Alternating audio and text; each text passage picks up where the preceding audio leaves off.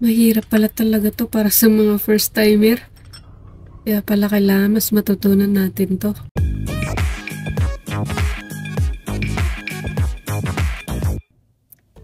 Hey everyone! Ayan, so ang tinatanggal ko ay ang nut ng axle. Ito ang uunahin natin sa pagpapalit ng brake shoe. Bali, first time ko itong gawin. Kaya sa mga solo female riders dyan na baguhan, panoorin nyo itong video dahil ito ay footage ng isang first timer. At ipagpaumanhin nyo po pala kung hindi malinaw ang kuha ko dahil hapon na at parang uulan kaya minabuti ko dito sa terrace mag-change ng brake. At ganito talaga yung kuha nitong camera ko pag nasa looban. Ayan, at siguraduhin natin na yung nut na tinatanggal natin, bawat nut na tinatanggal natin ay nakatabi para hindi tayo malito kung para saan yun pagka ibabalik na natin. Okay, so after natin matanggal yung nut ng axle, ay isusunod naman natin itong brake arm. Ayan, so sa mga baguhan, sundan nyo lang yung ginagawa ko. No? Ipupush nyo lang siya, bigyan nyo siya ng pwersa kasi medyo matigas siya. Then, pihitin nyo yung nut niya hanggang sa matanggal. Okay? So, kailangan konting push or pwede din na kung may kasama kayo ay apakan yung brake. Ganun pa man, hindi ko alam sa ibang motor kung paano nila ginagawa kung may mga technique pa silang iba. Pero dito sa Smash, pwede siyang apakan doon para mas lumambot siya. Mas madaling matanggal. Kung mayroon kang kasamang nagbabaklas, syempre. Ayan. Parang madali lang naman talaga siya. Natatakot lang kasi tayong gawin, mga likot, kasi hindi natin nakasanayan. Hindi natin galamay, kumbaga. Pero kailangan nating subukan kasi lalo na kung halimbawa wala tayong kasamang lalaki kasi nasa trabaho or nasa malayo or sarado yung mga yung mga shop o sinong gagawa niyan, diba? So kailangan marunong tayo.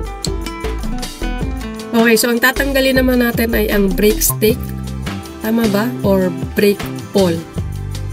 So sa mga nakakaalam pa, comment na lang kung tama yung brake stick. Ayan, so medyo nahirapan ako dito kasi ikot lang siya ng ikot. Ayan, so sinilip ko dun sa likod niya kung ano itsura nung head nung bolt na to.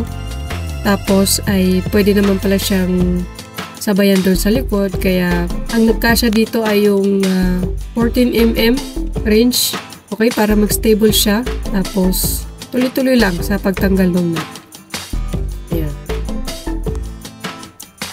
Okay, so ang isusunod naman natin ay ang axle. Tatanggalin natin siya. Ipupush lang natin gamit ang wrench. Pero yung tinuturo ng arrow na bakal ay nakaseparate yan at pag tuluyan natin tinanggal yung axle ay malalaglag yan. Okay, so tandaan nyo yun. So dito sa kabila, pag hinila natin siya, malambot lang naman yan. Kaso lang medyo matigas siya dahil mabigat yung gulong. So aalalayan lang natin siya. Medyo iangat-angat natin konti. Okay? Kasi malambot lang yan. Kahit isang tao actually kayang magpalit ng I mean, kahit babae talaga, kayang-kaya pala magpalit ng gulong. Except, kung papalitan natin is yung pinaka, like, interior. Ganun. Di pa tayo marunong dyan. So, kita nyo itong kadena. So, sa iba, tinatanggal nila yan pagka nag-cheese ang brake. So, huwag natin ibaba, okay? Magdudumi lang tayo lalo. Ayan, so, tingnan nyo yung itsura ng brake shoe na tumagal ng 2 taon at 3 buwan. So, nakita nyo kung mayroong nanonood ngayon na nakapanood sa mga ibang videos ko ng road trip ko, mga long rides ko ay tingnan nyo yung kalagayan ng brake after 2 years and 3 months. So, tingnan nyo. Yan yung first time mapalitan ng brake. Ang ganda. Sobrang tibay sa paningin. Pero yung ipapalit ko, parang isang apak mo lang masisira na pagkabansana. Okay. So, ngayon, ang sunod natin ay tatanggalin itong brake shoe na may katigasan pala talaga. Hindi lang siya may katigasan, talagang ang tigas niya. So kung wala kang lakas, may hirapan ka talagang tanggalin to. So bakit kailangan mo itong mapanood? Kasi pagka nanonood ka ng mga ibang videos ng mga vlog, kinakat nila yung ibang part.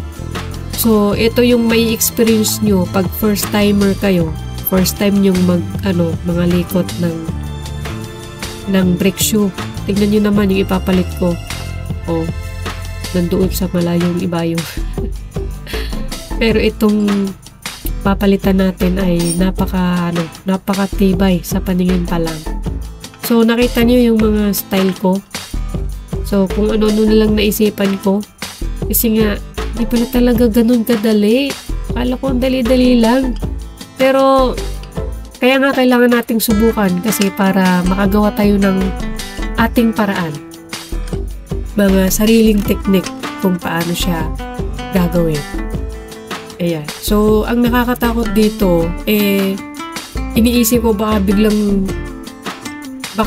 mabigla siya ba? Yung paglabas niya, tapos tumalsik sa akin or tapos naka eyeglass ako, baka tumama sa akin. Yun yung worry ko sa first time experience ko na to. Tapos, siyempre magwo-worry ka na baka maipit yung daliri mo kasi masyadong matigas yung spring niya. Talagang kailangan mo ng buong puwersa. Kaya eto't gagamitan ko na siya ng buong puwersa na hindi nyo na makikita kasi nilapit ko na talaga siya sa dibdib ko. Ayan. So, ganun lang siya. Kailangan lang natin mag-ingat. So, tingnan nyo naman kung gaano siya katibay. Okay, so ito ang brake shoe na ipapalit ko doon sa isa. Ang brand nito ay HBK, Hibiki Run, made in Japan at in-order ko lang ito sa Shopee. Bali, dalawa to pero ang papalitan ko lang muna ay yung nasa likod. Okay, so made in Japan pero hindi siya mukhang durable talaga. So, yan yung Pero susubukan pa rin natin, Ayan. So, pero bago ang lahat, ay lilinisin muna natin itong brake panel niya. Kasi masyado siyang madumi. At sayang at nabuksan na natin. Tapos, kailangan linisin na rin natin.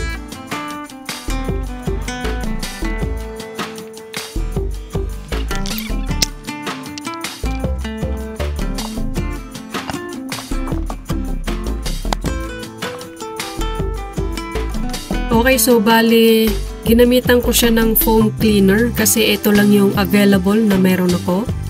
Ayan. So, in-spray ko lang. Ganyan lang. Hindi ako sigurado kung effective siya pero tinry ko pa rin. Ayan. Kasi yun lang yung available na meron ako. Wala akong WD-40. Naubusan ako. Mayroong konti pero hindi siya enough para gamitin ko dito. Kaya naisipan kong gamitin yung foam cleaner. So, kailangan lang natin, patagalin natin ng mga 5 minutes, 5 to 10 minutes.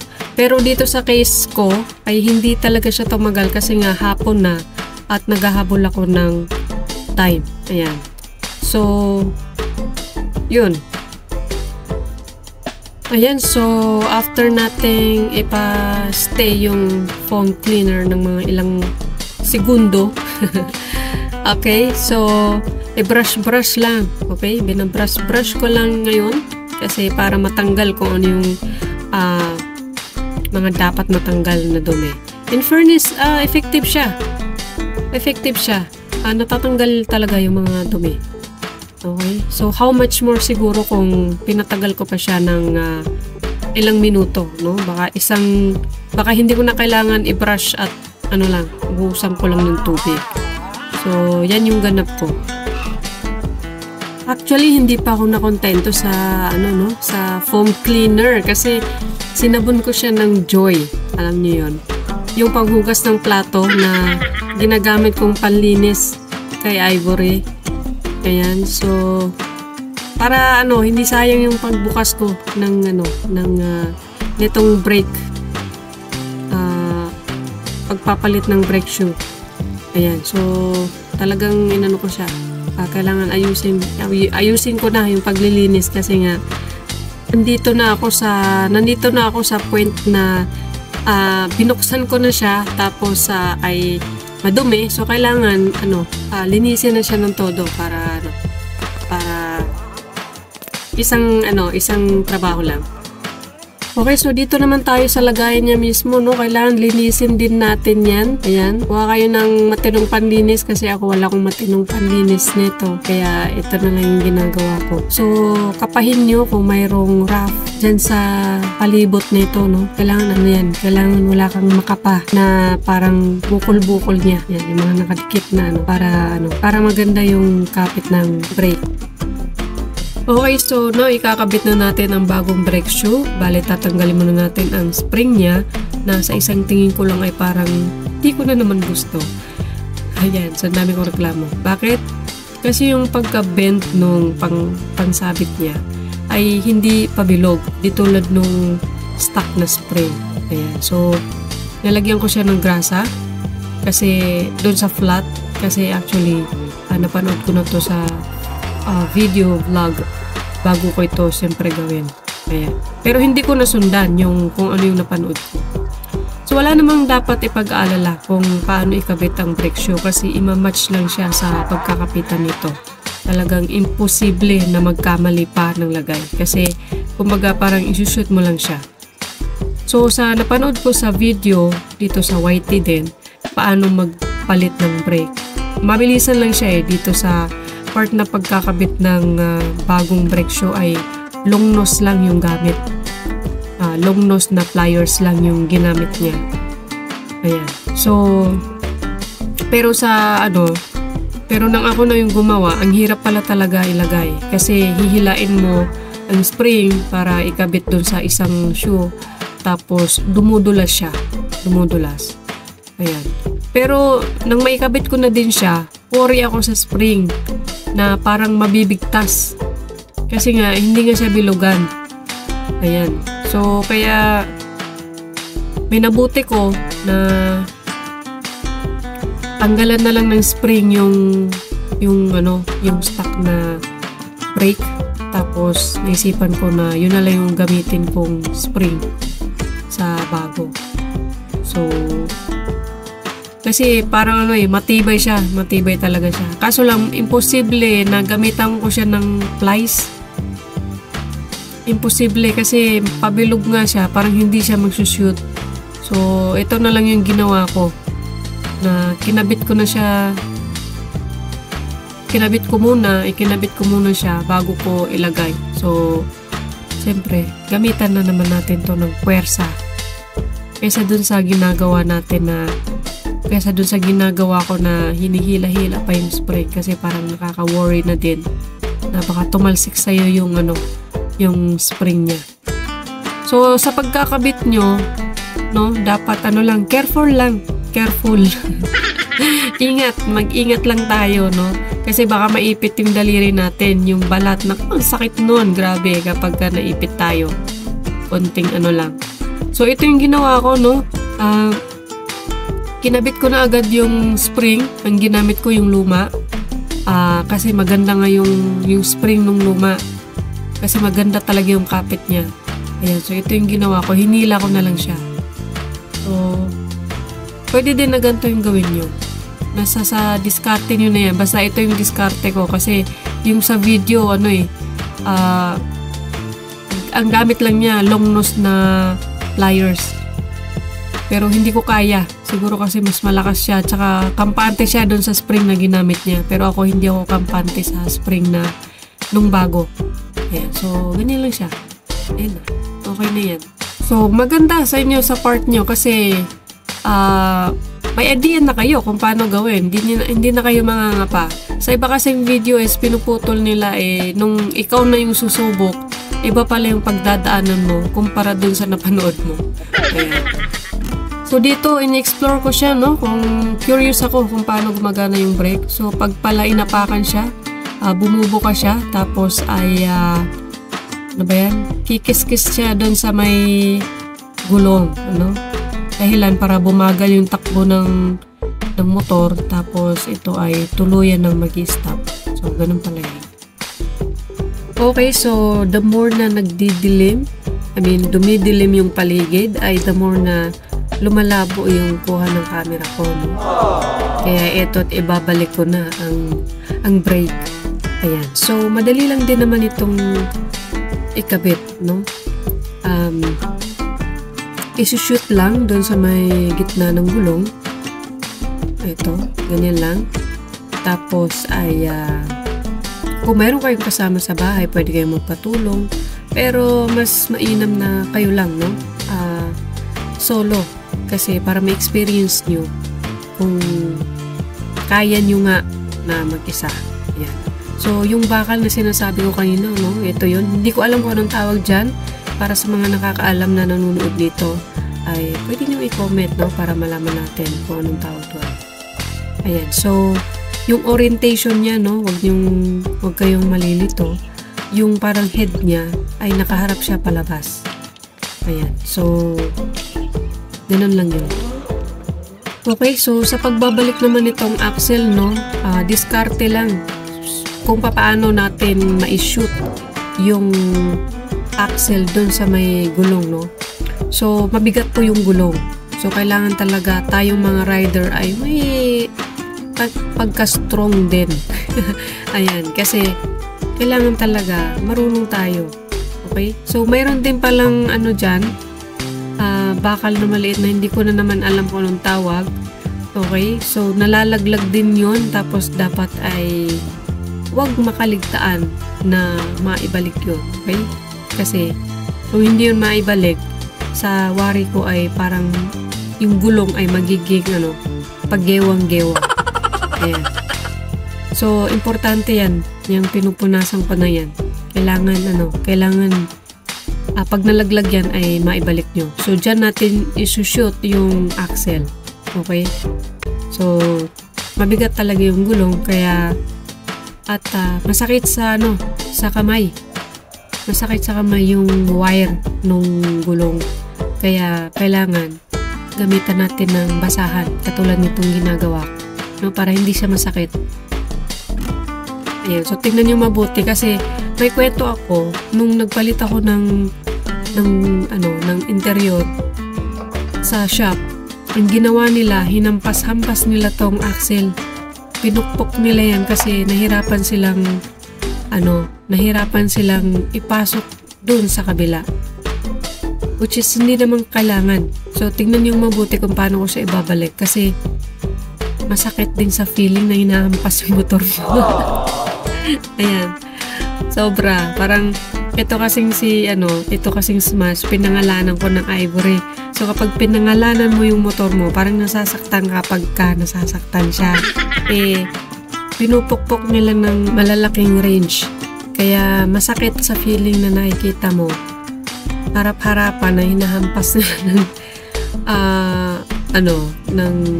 minsan yung kahoy na makapal, yun.